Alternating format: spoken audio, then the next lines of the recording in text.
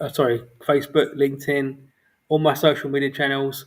Um, Welcome to this afternoon's live talk on how to improve mental health in the workplace. As you can see, I'm pretty casual today. I'm in a t-shirt, not even bothered to iron it, but I really want to get this conversation going because I think it's so important that we all make conscious efforts on looking after this and mental health or mental fitness. And I'll try to keep this conversation around 15 to 20 minutes. So I'm going to use a simple structure. I have used three questions here. So I'm going to look at try to answer why is mental health in the workplace important, number one. Number two, what is the danger of not treating it seriously? And number three, how we actually improve mental health in the workplace. So, if you don't know my work or who I am, my name is Stephen Fahey. I am the founder of a brand called Mental Health for You, a research company and a company that celebrates good mental being or mental fitness. I own several brands, and I'm just going through a stage of promoting my coaching service as well as my podcast. Okay, I'm a lived experience thought leader. I've been through a lot in my life, and I've been looking at the relationship between mental well-being and emotional intelligence for about 5 years now. And I have a global presence, and the world's biggest brands follow my thought leadership and work as many other people across my channels, mainly here on LinkedIn. Anyway, let's get into it.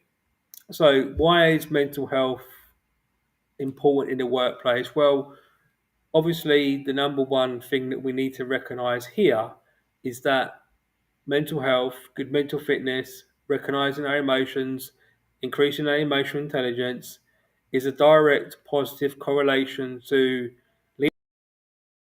leadership and performance. Okay, so we as individuals, sadly, we're not taught in schools, colleges, and our education how to manage and grow our mental fitness. It's getting slightly better in schools, but it's nowhere near the level it should be.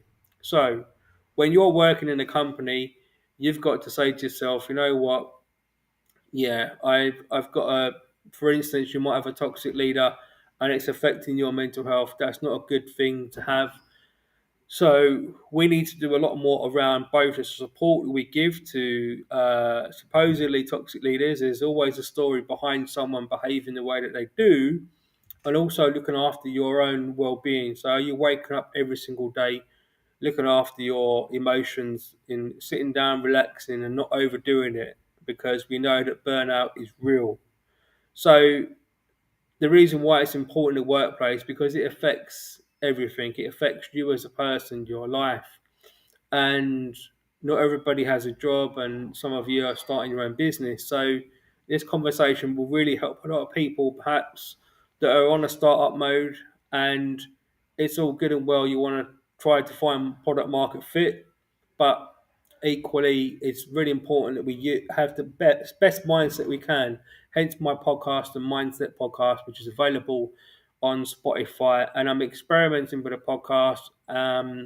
It's going well, and I just want to encourage everybody to think more consciously about how they treat their occupation and how that really aligns to their mental well-being. Because I think in previous years, it's been too much of a focus on mental well-being, workplace goals, so the growth mindset, and not enough effort consciously about what's actually happening up here. Are we managing our stress and anxiety? Because the history and data tells us that we wait until something bad happens and then we go and seek counselling, which is the wrong approach, obviously. So we need to get much, much better at looking after our mental health on a daily basis, especially in the workplace. Okay. Now, my second question was, what is the danger of not treating it seriously? Well, the common things that we're not treating ourselves well in terms of well-being is we can have breakdowns, we can have heart attacks, we can have, you know, um, risk to diabetes with poor diet. But your mental fitness is more about your conscious thoughts. So that will lead on to stress, anxiety, depression, manic depression. The list goes on. And especially in the workplace, it affects everybody because your sales will be down. It'll affect your customer service. These are common and basic principles, but I think it's really important we go through them so we can build a new foundation for everybody that wants to improve their mental well-being in the workplace, both from policies, HRM practitioners, the training programs, and that includes emotional intelligence as well, which kind of comes under the same umbrella, I would argue. So let's get to the most important question. How do we improve mental health in the workplace? Well, first of all, we've all got to really look at ourselves, I think, is the number one thing, because although you want the best leaders there are, at the end of the day, a human will go through a life cycle of happiness and stress. Happiness does not last 24/7, it's micro shots. So we need to be more prepared for stress and anxiety. Yes, we need to be creative and innovative and increase the innovation skills so we can build new products, enter new markets. Because it is tough times. Even LinkedIn here, sadly, have let people go recently. So we're all feeling the pinch, as it were. However, it's times like these that we need to invest more what's up here on more of a global perspective and more even, the one-to-one relationship we have at work with our colleagues, our bosses. We need to be more people-centric. We need to have more empathy. And the best way we can do that really is by starting with ourselves and waking up every day and saying to ourselves, what am I doing today? Am I happy? So this is what you call personal development. And there are loads of different ways we can improve our personal development in terms of our mental fitness or mental health. First of all, the number one way we can increase our mental fitness so we can perform better at work, even with stress and anxiety, is recognizing where our feelings come from. So that's about self reflecting. So maybe you're going for a promotion and that's wonderful. However, are you running too fast and not recognizing that you need to slow down because your stress is going up like that? Therefore, sooner or later, you are going to have perhaps even a panic attack. You don't know. So, prevention is better than the cure. So, at this stage in the workplace, there needs to be good induction programs that inform staff of mental well-being. And I'm not saying we're not doing it, but the data, the intelligence that I have is telling me that we're quite poor even now at looking after our employees together. It's not the leader's responsibility. Yes, you want to be treated nice and kind. However, you have a responsibility first for your own mental well-being. So if you conduct yourself in a good way, you're eating and sleeping well, you might have family problems, but equally, when you come to work, wherever that is, if you're in an environment where you can talk to somebody and that colleague has empathy for you, okay, empathy in action being the number one leadership skill, that's being there for that person in that moment when they're experiencing pain. And it's so beautiful because I'm not saying all these tips, and they're very simple. And I said this time and time again, out of all my written articles, other thought leaders have done the same thing. And we're not practicing it because it's not in our system, it's not from our education. So we have to just keep going and going until it's installed in us, until we find ways to be more productive. We can increase our productivity, which means that the company will make better foundations for innovation and creativity.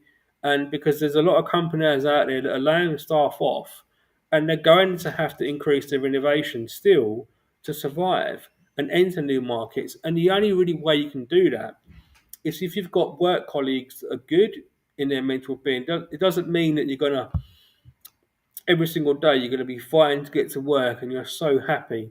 Yeah, the human mind doesn't work that way.